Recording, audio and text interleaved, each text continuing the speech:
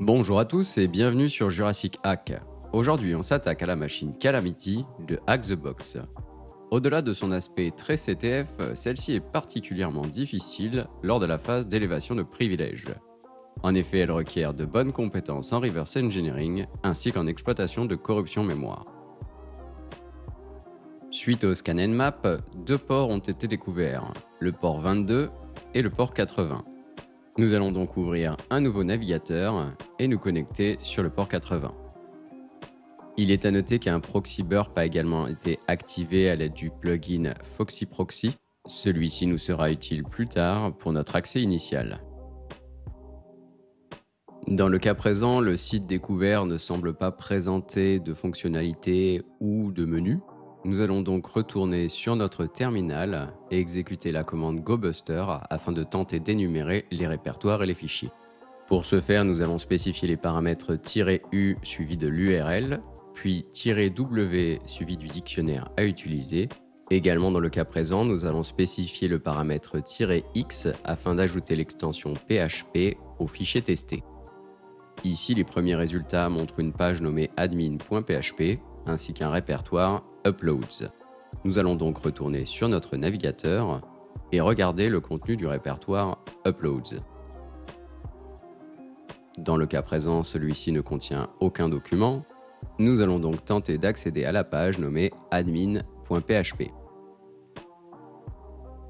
Celle-ci semble contenir une fonctionnalité d'authentification, nous allons donc tenter les identifiants admin-admin. Sans succès. Cependant, en analysant le résultat de notre requête d'authentification à l'aide de Burp Proxy, on peut constater que notre réponse contient un mot de passe en clair.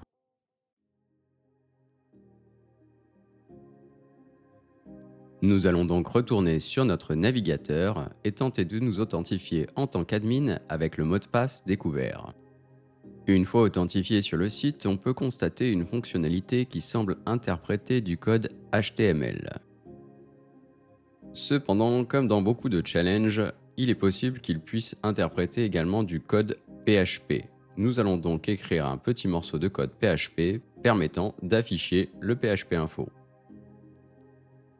À la vue du résultat, il semble qu'il soit possible d'injecter du code PHP dans la fonctionnalité. Nous allons donc retourner sur notre terminal et générer une backdoor en PHP. Pour ce faire, nous allons utiliser la commande msf venom avec le paramètre "-p et spécifier la charge utile php/meterpreter/reverse-tcp. Nous allons également spécifier le lhost qui correspond à notre adresse IP, ainsi que le lport qui correspondra au port à mettre en écoute sur notre machine. Une fois notre charge utile générée, nous allons faire usage de Python et du module HTTP Server afin de mettre le port 80 de notre machine en écoute. Cela nous permettra de récupérer notre charge utile depuis le serveur de la victime. Enfin, il ne nous reste plus qu'à démarrer un handler pour notre backdoor. Ceci sera fait à l'aide du module handler de Metasploit. Dans le cas présent, on n'oublie pas de spécifier le bon payload ainsi que les bons paramètres pour lhost et lport. Enfin, on peut démarrer le handler à l'aide de la commande run. Une fois nos préparatifs terminés, nous allons retourner sur Burp et envoyer la requête permettant d'interpréter le code PHP d'un repeater. Ceci peut être fait à l'aide d'un clic droit et spécifier Send to Repeater. Afin que la machine victime vienne chercher notre backdoor, nous allons modifier le paramètre HTML.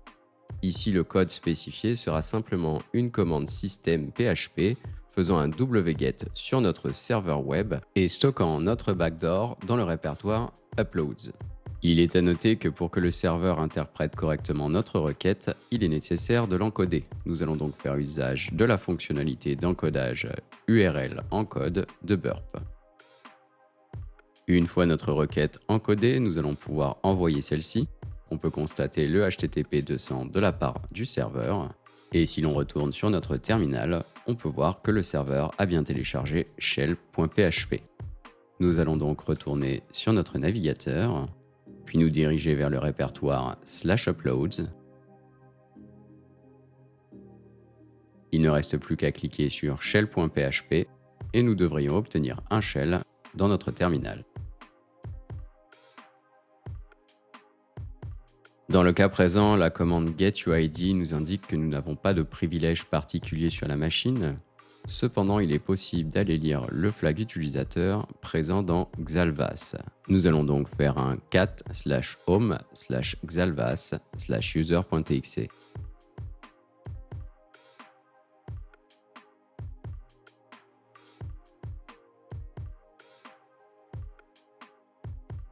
Une fois le flag utilisateur obtenu, nous allons tenter d'élever nos privilèges.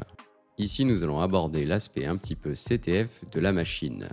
En effet, on peut constater dans le répertoire utilisateur Xalvas le répertoire alarmclocks ainsi qu'un nom de fichier nommé recove.wave. Il est à noter que les fichiers don'tforget.txt ainsi que intrusion ne sont pas vraiment utiles pour le moment. En effet, le don'tforget.txt contient simplement des informations relatives à l'élévation de privilèges en tant que root. Nous y reviendrons donc plus tard. Et le fichier intrusion contient en fait les logs d'un mécanisme existant sur la machine. Celui-ci permettait de tuer les shells faisant usage notamment de Python ainsi que Netcat. Cependant, ayant utilisé Metasploit, nous n'avons pas eu de problème. Sur cette machine, afin d'obtenir les privilèges de l'utilisateur Xalvas, il fallait télécharger deux fichiers. Le premier se trouvait dans /home/xalvas sous le nom de recove.wave et le second se trouvait dans alarmclocks sous le nom de ric.wave.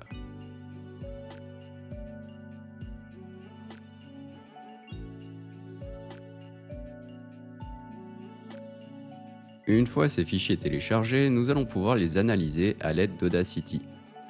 Dans le cas présent, nous allons commencer par ouvrir ric.wave. Si l'on écoute ce premier fichier, on peut reconnaître une chanson bien connue.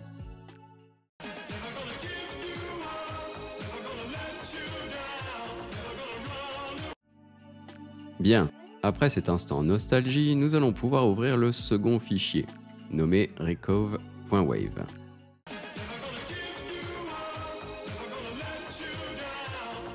Ok, je pense qu'on a compris.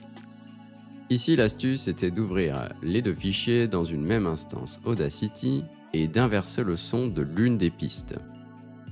Nous allons donc ouvrir recove.wave dans notre première instance. Puis il suffit d'aller dans Effect et de sélectionner Special et enfin de cliquer sur Invert. Par la suite, nous allons pouvoir sauvegarder notre projet. Ici, celui-ci sera nommé test.wave. Enfin, en ouvrant le fichier test.wave, on peut constater que les ondes sonores se sont annulées et présentent maintenant un nouveau message. 47936. Your password is 185. Ici, la petite voix nous indique le mot de passe 185479336. Nous allons donc tenter de faire usage de cette information en nous connectant en tant que Xalvas via le service SSH de la machine. Une fois connecté en tant que Xalvas, nous allons pouvoir tenter d'élever nos privilèges en tant que root. Et cette phase est particulièrement difficile. Ici, inutile d'aller très loin, la réponse se trouve dans le répertoire app. Celui-ci contient deux fichiers, l'exécutable goodlock disposant du SUID root et d'un fichier source nommé src.c. Celui-ci contient tout simplement le code source de goodlock. Dans un premier temps, à l'aide de la commande scp, nous allons télécharger ces deux fichiers sur notre machine. En exécutant goodlock sur la machine de la victime, celui-ci va nous demander un nom de fichier. Dans le cas présent, nous allons simplement spécifier /etc/passwd afin de voir la réponse de l'exécutable. Ici, un menu apparaît, nous allons donc sélectionner 1. Sans résultat, nous allons donc sélectionner 2. Ici, nous avons une erreur de segmentation. L'obtention des privilèges root sur la machine est donc très probablement basée sur l'exploitation de goodlock. Si l'on regarde les mécanismes de protection mémoire associés à goodlock à l'aide de checksec, on peut constater que le PI est activé et le NX-bit est activé. Ceci veut dire que le code est en position indépendante et qu'il n'est pas possible d'exécuter de code directement sur la pile. On pourrait croire qu'une approche type read-to-libc pourrait être suffisante afin de contourner le NX-bit. Cependant, en analysant le code, on peut constater que la fonction main commence avec les lignes d'assembleur suivantes. Cependant, ce code faisant référence à des adresses mémoire, il est difficile de comprendre ce qu'il s'y passe. Nous allons donc retourner sur notre machine et faire un debug de l'exécutable goodluck. Pour ce faire, nous allons exécuter la commande gdb suivie du chemin de l'exécutable et insérer la commande breakMain afin d'appliquer un breakpoint à l'entrée de la fonction main. Par la suite, on peut exécuter la commande run afin d'exécuter le binaire. Notre exécutable étant maintenant chargé en mémoire, nous pouvons insérer la commande disasMain permettant de désassembler la fonction main. Si on inspecte le début de la fonction, on peut voir le code assembleur vu précédemment, mais cette fois-ci avec la résolution d'adresse. On constate donc que les appels sont effectués à la fonction mprotect. Celle-ci permet d'altérer les protections d'un espace mémoire en modifiant les droits d'écriture, de lecture et d'exécution. Les deux appels vont impacter la même adresse mémoire, mais en modifiant la taille de la section à éditer. Le premier appel à mprotect va appliquer uniquement les droits de lecture, puis le second va appliquer les droits de lecture et d'exécution. Ceci va donc rendre une petite partie de la mémoire non exécutable. Maintenant, il nous reste à identifier à quoi correspond l'adresse mémoire impactée. À l'aide de la commande vmmap, on peut constater qu'il s'agit de la libc. En effet, on peut voir ici l'adresse commençant par B7E1A.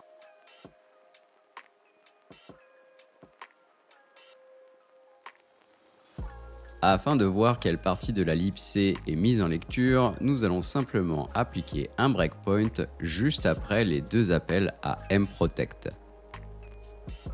Dans le cas présent, nous allons simplement appliquer le breakpoint à la fonction sleep présente après les deux appels à mprotect. Pour ce faire, il suffit simplement de spécifier break main plus 74. On va par la suite lancer la commande run, puis la commande continue afin d'atteindre notre breakpoint. read-to-libc faisant généralement usage de la fonction système, nous allons récupérer son adresse mémoire, puis exécuter la commande vmmap afin de voir si cette fonction se trouve dans la section mémoire mise en lecture seule par le code assembleur. Évidemment, aucune surprise ici. Si l'on regarde le début de l'adresse de système, c'est-à-dire B7E54, et que l'on regarde la libc, on peut voir que la section B7E54 est maintenant en lecture seule. Il n'est donc pas possible d'utiliser la technique read-to-libc afin d'exécuter du code. Bien. Ça, c'était pour les premières explications du code source fourni par la machine. Maintenant, nous allons pouvoir attaquer le vif du sujet, c'est-à-dire l'exploitation du binaire. Nous allons donc retourner sur notre code source et commencer une petite analyse de celui-ci. Ici, l'exploitation du binaire se joue principalement dans la structure nommée Hey. La structure est initialisée lors de l'appel à main et contient différentes valeurs, notamment secret, session et admin.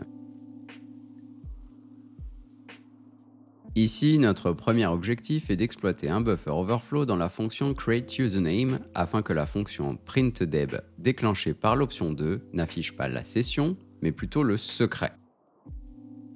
Pour exploiter ce premier buffer overflow, nous allons aller analyser la fonction createUsername. Ici, la vulnérabilité est presque évidente.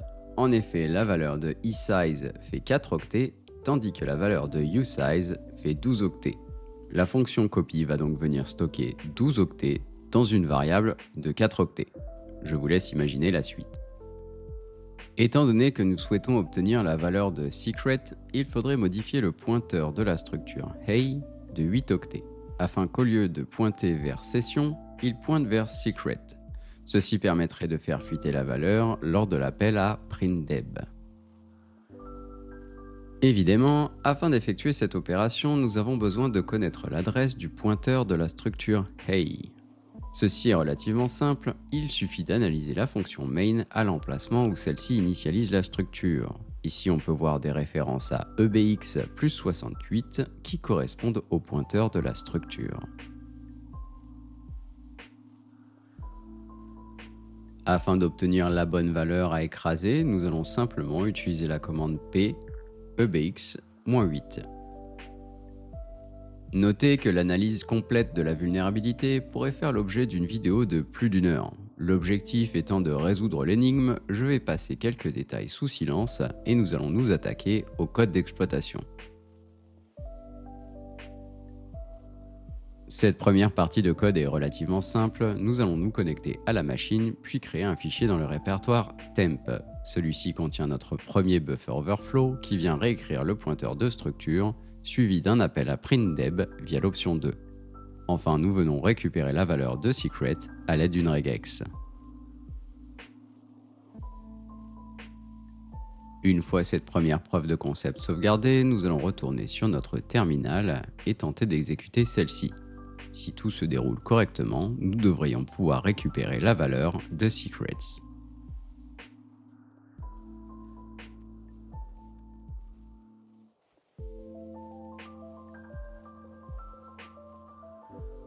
Une fois notre secret récupéré, la deuxième étape est de recréer une structure Hey valide. En effet, l'appel à attemptLogin nécessite que les paramètres admin et secret soient valides. Nous allons donc venir réécrire notre structure à l'aide d'un second appel à createUsername.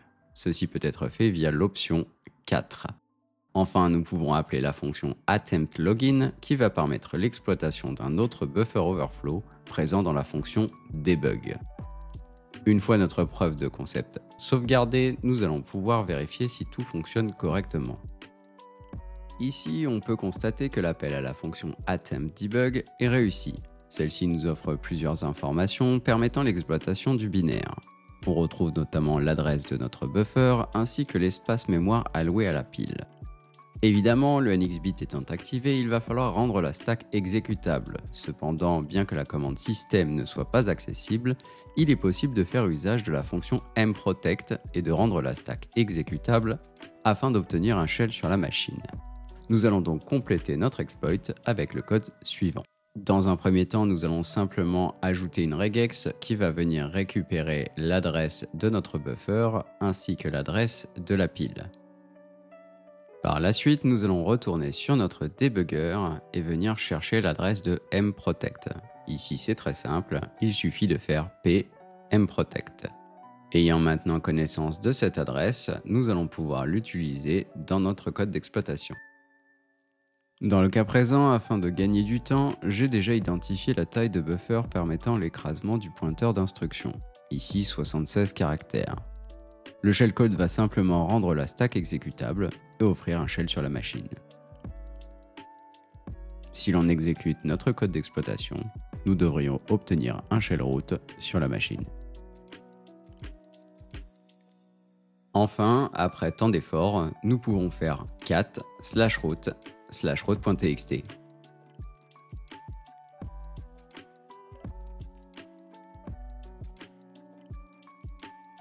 C'est tout pour aujourd'hui, merci à tous de m'avoir écouté, et si cette vidéo vous a plu, n'hésitez pas à laisser un commentaire et à vous abonner à la chaîne.